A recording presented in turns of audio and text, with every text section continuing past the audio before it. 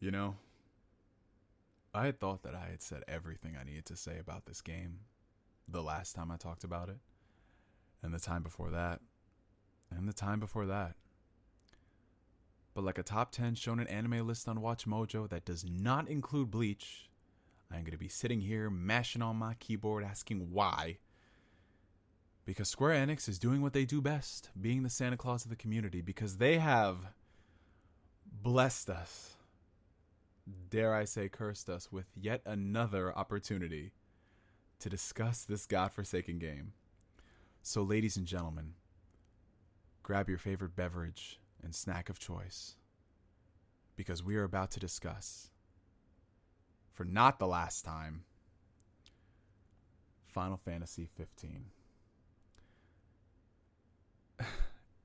It's funny because the last time I spoke about it, I assumed that was going to be the definitive be-all, end-all, because it was basically a giant gloat fest. Like, I told you so. I don't want to say I told you so, but I did, in regards to all of the DLC and the second season pass being canceled and all that stuff. However, Final Fantasy 15 is somehow in the news again. So yeah, we're going to talk about this because it's strange. I thought that I would be that jaded and cynical asshole that I usually am when it comes to Square Enix in this game, but I'm not. I don't know if it's the Kingdom Hearts hoodie I'm wearing, but I feel something heavy in my heart. Is it compassion? Because that's what I feel for this community. And I'm, of course, referring to this. Final Fantasy 15 is out now on Google Stadia. The Stadia version of Final Fantasy 15 includes all the DLC, episodes in the Royal Pack and Comrades, as well as an opportunity to put yourself to the test and take on 4 brand new crazy challenges. Yeah. Final Fantasy 15. Releasing exclusive content on Google Stadia. So for all the people out there who were looking forward to them actually finishing the game, who were willing to pay the extra money to complete the experience, Square Enix basically told you guys no. But if you do want to get extra content, subscribe to Google Stadia and buy the game again. I don't know about y'all, but that is shady beyond belief. And that, in my personal opinion, is Square Enix at their worst. Now, there's a lot that we can say about Square Enix when it comes to them and releasing new content for older games on newer systems, because this isn't anything new. We had this whole discussion a few months back when it came to Dragon Quest XI S on the Nintendo Switch, and the debacle that was that version getting all the extra content, and the PS4 and PC people who had the game a year prior not getting any of it. It was a really big deal. It's happened before in the past with Final Fantasy XII Zodiac Age coming out on Xbox One and Nintendo Switch, getting some quality of life improvements that the PS4 and the PC version didn't get. And we can sit here and have this discussion on whether or not, it was a dick move for them to do that and leave the other versions out to die, which it was. But at the end of the day, all of those experiences that you're playing 5, 10, 15 years from now are going to be complete experiences. Some versions might be better than others, but you're all getting the same game at the end of the day, and that's that. Final Fantasy 15 Royal Edition for Google Stadia, it's releasing exclusive content for a service that has only a finite amount of time on the market. A version of the game that you don't even own. Square Enix has locked exclusive content to said version that can be taken away at any moment. A service that can go down at any moment. They expect you to go out there and buy this version to get that new content, because they're not releasing it, as of this recording, subject to change, on the other systems. That's a dick move. That's a seriously big dick move. That's like Lexington Steel level big dick move. And it's not cool.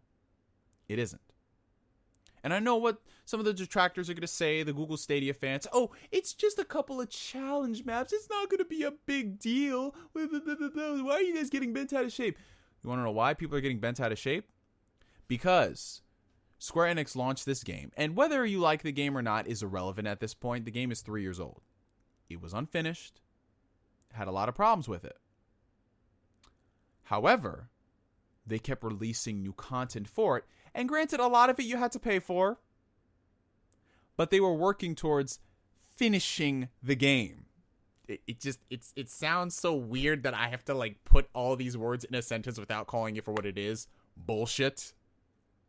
But there were people who liked it and were okay with it. They wanted their extra episodes for all these characters. And when they came out there and they canceled all that stuff, sure, it sucked, but, you know, people were ready to move on. And then they do this after saying that, oh, well, we don't have enough time to release this extra content or, you know, put out the mod tools for PC. We don't have any time to do that and blah, blah, blah, blah, blah. But you're going to partner with Google and release extra challenge map content. Wow. Now, coming from the guy who just calls all this stuff out from Square Enix, that's really low. That is seriously low. And Google Stadia in general, like, not many people are going to be able to play this game, period, because of the data that it consumes. So you're releasing exclusive content onto a service that the vast majority of people cannot play due to their internet speeds. And it's a version of the game that is going to be lost to time. Like, regardless of what people say about the Switch version of Dragon Quest versus the PS4 version, all this extra content is going to be available on the game 5-10 years from now. When I'm 40 years old, I can pop this game into my Switch and still play all this extra content. Final Fantasy 15 and these challenge map packs or whatever, you're not going to be able to do that. And I know people are going to say it's minuscule, it's just multiplayer content, whatever. But who's to say this isn't going to set a precedence in the industry? Because Google seems willing to fork out the cash to secure this exclusive stuff. Who's to say it can't be single player stuff going forward? Can you imagine that? Single player stuff locked to a streaming service that is going to be lost to time. I don't know, man. If I were you guys in the Final Fantasy 15 community, I would just light their Twitter DMs up like no tomorrow. Because honestly, I'm your ally in this situation. Like, my opinions on the game aside, I feel like you guys shouldn't go out there and spend the money to finish a game that should have been finished in the first place 3 years ago. But them expecting you to do this, nah, man, we're going to be locking arms. We're going to take them down together. I got my Keyblade back over there, you know? A friend of a friend of a friend of a friend, man. Let's get it done. Anyways, what do you guys think about this whole debacle and situation? I know people are going to say I'm blowing it out of proportion and I want to make a video just to talk about this, but I feel really bad. I genuinely feel bad for the Final Fantasy 15 community. Anyways, from me to you for now, my name is NGS signing out, and like always, I will catch you guys later. Peace.